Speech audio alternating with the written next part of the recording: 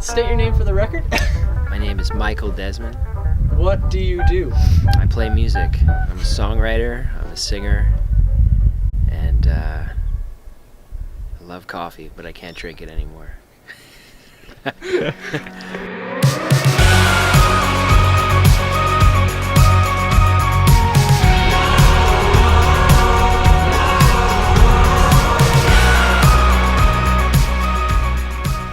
Describe the projects that you've been involved in. Your current ones, your past ones. Right now, I'm in a project. Well, I am the project. It's called Dez. Just because my band names were so long. In the past, I had a band called Gabriel the Marine, and everybody would ask me, they're like, why that name? And it just kind of came up because of where we were, and it was just a bunch of words that were like, this is cool. And we were really young at the time, so I didn't want any more really long band names. So I was just like, all right, everyone calls me Dez, everyone's called me Dez my whole life, so I'm just gonna run with that. But I was in Gabriel the Marine, I was in a band called Peru, and now I'm in Dez. Let's start with Gabriel the Marine. That was early. On your website it says 2008 you started with that. How did that all start? What did that lead to? Can you tell us about that? Well, it started because I really wanted to play music. I was playing guitar since I was like 8, and then the violin player, Dylan, was my neighbor, and we grew up together, and we just started writing songs, and he made the Long Island Wikipedia page.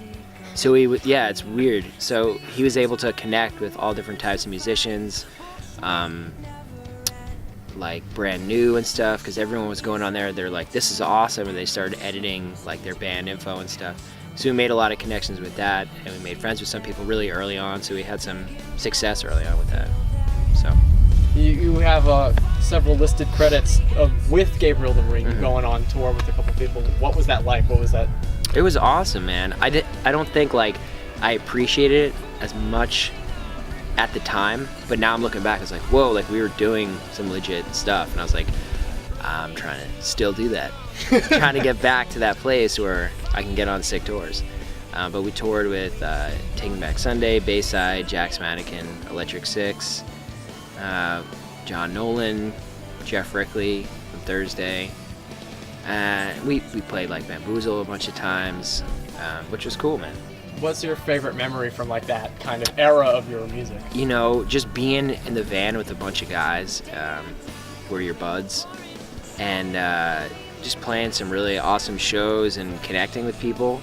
And it was crazy because at the time I was so young, man. I was like 20, and now I'm 28, so I'm like looking at that time period, and I'm like, shit, like I knew what I was doing, but now I know what I'm doing with my instrument, with my voice, with my guitar playing. And I kind of just did stuff, and it was good by accident, where now I feel like I have more control over what I'm doing because I'm older, and I look at everything much differently, because you're less naive, which is a good thing, but it's also a really bad thing. How would you say the music from your past compares to the stuff that you're doing now? What's the like the main differences? Well, I think it's much different rolling down the street when it's just you, and you don't have a bunch of guys in your band anymore. So you're kind of thinking about more, I guess it's a different type of collaborative process. Like I still collaborate with people, but it's ultimately me making all the decisions, which is harder sometimes because, you don't have the same push and pull of a band. So you're kind of trying to do everything. But luckily I've had some cool friends who are helping me with production and stuff, and yeah.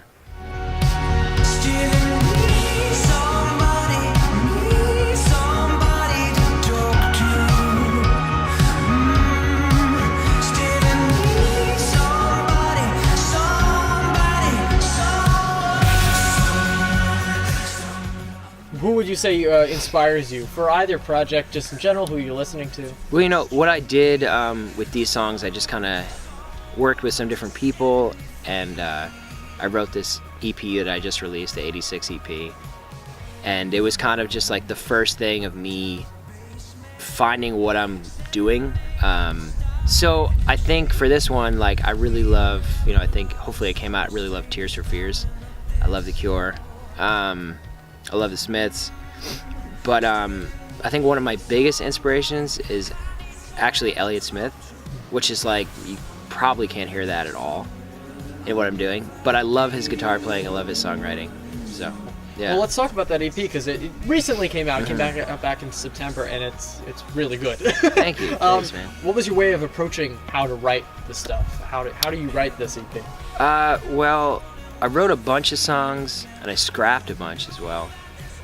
Maybe I wrote like 12 songs, and was able to work with like my friend Anthony Natoli, and someone that was in his band, Matt Chiarella, and my buddy Nick Sinanti, and a buddy Packy from Huntington, and they just kind of helped guide me and figure out some stuff with that.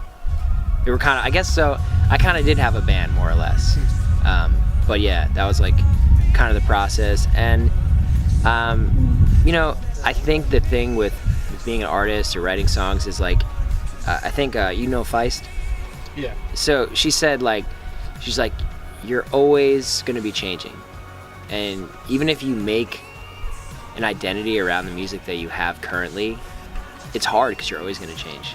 And now it's something that I'm experiencing. Like, I experienced when I was writing it, because I was like, yo, this is awesome. Now it's a little bit older, because I just released it in September, but I wrote the songs like way back. So I'm like, oh my God, I'm a different person now.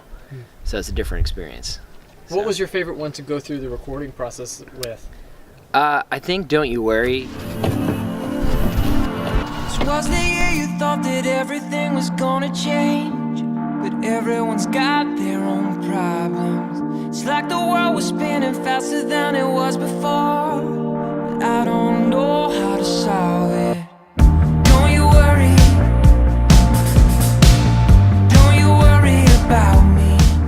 I had a lot of different versions of that song. I maybe had 4 or 5 different versions of that song, and then I worked on it with Nick, and we finished it, and then I worked with this dude, Chad Copeland, from Oklahoma, and we kind of did all the production stuff and put some like Juno synths on it and some cool drum samples, and like, you know, I'm really proud of that song because it works acoustically, and that's kind of how I know that I'm like, okay, this song is good, because it just works with a guitar and a voice.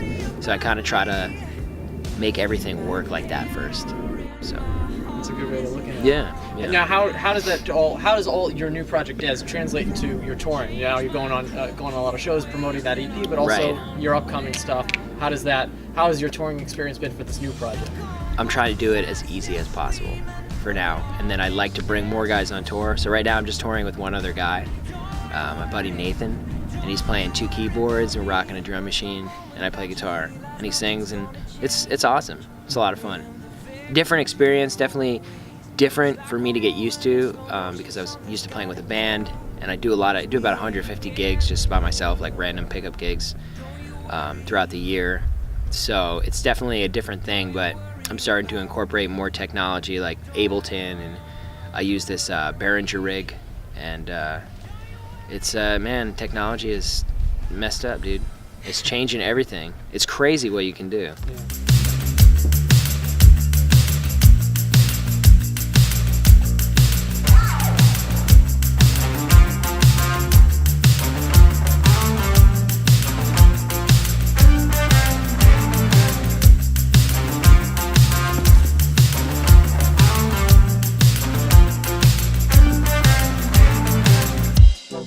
Life ain't more than the flip of a coin, 'cause nobody knows what side you're gonna land on. How would you say that you living in New York as a New Yorker, as a Long Islander / person who goes into the city to do gigs, how does that affect your musician life throughout your entire career? Like, how does New York City really shape? It's expensive. I wish it wasn't so expensive. I think, New Yorkers have a lot of heart, and I think if you live here, you have a different type of hustle than the rest of the country. That's undeniable. So, because you go down south, and I love the South, and I love out west, but it's a different kind of lifestyle here. It's really fast, and I think it motivates you to keep creating, to keep moving, because you're in this cultural environment that everyone's always doing something, and you feel the need. You're like, I gotta catch up, I gotta do this, I gotta be on it, because stuff moves so fast here. Like, you go out in New York for a couple days and it's way slower. It's such a different pace. So what was your education in New York like through maybe musical education, just like how does that change? My musical education, I went to a bunch of schools and dropped out a bunch of times, and then I went back, and then I toured, and then I went back again. But I think, honestly, man, my musical education comes from just doing it. Like, I feel like just being like, I curse. Okay, being like, fuck you, you know, like, because people are gonna tell you that you suck, people are gonna hate on you, but you gotta do what you feel, and it's sometimes hard to pass through that threshold. But I think with school, like, what I gathered the most from school is basically just like the knowledge of music theory and just how to think about music in a different way. I guess like more like three-dimensionally. So, you know, you listen to a lot of arrangements and stuff of things that are more classical, and it's just a different mindset than thinking about pop music, because you're thinking about it in a three-dimensional scale, on a wider scale. So that's one thing I got from school, and I went to school for jazz, and you know, one thing I learned from going to school for jazz was that I don't want to do jazz. I love jazz, I love the harmony of it, but it's something that I'm going to do when I'm old and retired, because jazz is something that you need to commit your whole entire life to, I feel like, because it's so deep. You know, even if you can't learn jazz in a couple years, you gotta live and breathe it. And I love it, but I don't want to live and breathe it, because I love all different types of music, and I write all different types of music. So the most important part for me is being personal with it, but connecting with people. And Jack Antonoff recently, I was listening to an interview with him too, and he said something where he's like, you know, he quoted, like, I think it was like Bruce Springsteen, and maybe he does the same thing, that he makes the verses for him, like, very personal, and then the chorus is gospel. And I think that's cool. And I think it just depends on what type of song you're writing, because like, I just connect with all different types of music. So if I'm feeling something, like, I could write like more of like an R&B track, like more of something like a Daniel Caesar thing, and you know, maybe eventually like I'll be able to have my songs placed with other artists or stuff. Like, that's also a goal too. But as far as like my own songs go, I just try to be real in what I'm feeling. And sometimes it's hard, man, because I think everybody writes differently, and you could fake things, like you could fake emotions, but when a song is real and you're feeling something, I think people know. You know, I think people know if you're being fake. You know, if you're not being truthful to yourself, because it comes out in your performance, it comes out in the song lyrics.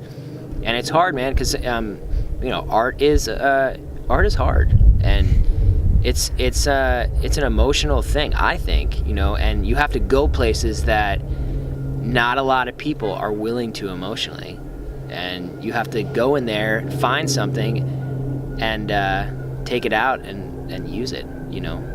It's very close to like acting too, I think. I'm not an actor, but I've listened to a bunch of people talk about acting.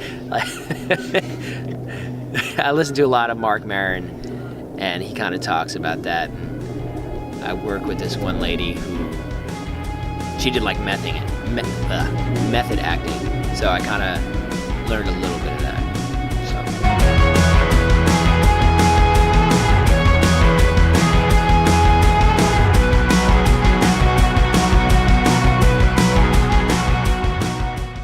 The musician is kind of the job that people like scoff at. It's like, oh, you're never gonna make it as a musician, whatever. How have you responded to that, to anybody? Well, I think it's really hard.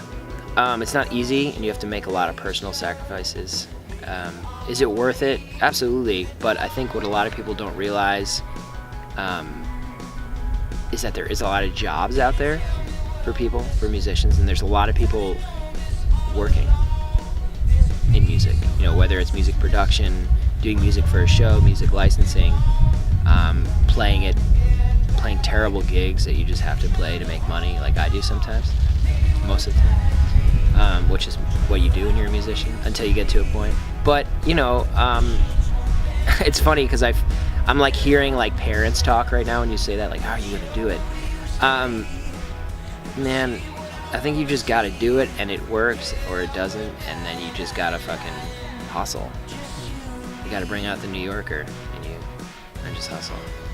What would, kind of summing it up a little bit, what would you say to anybody who's like an aspiring musician or someone who even just wants to get into something that they are truly passionate about? Like, what is your message to someone? Write good fucking songs. Write songs, because you could be the worst singer in the world. You could be the worst guitar player. But if you can write songs, really good songs, you can be, people will be like, that's awesome. Because a good song is a good song, and the most important part is just connecting with people, is being truthful.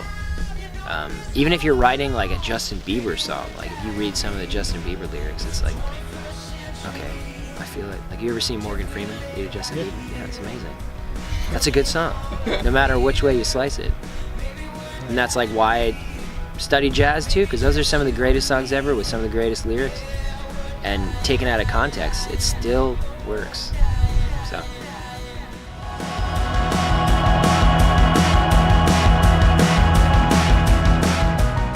Well, I think we'll be done with this part of the interview. Cool. Thank you for yeah, of course. for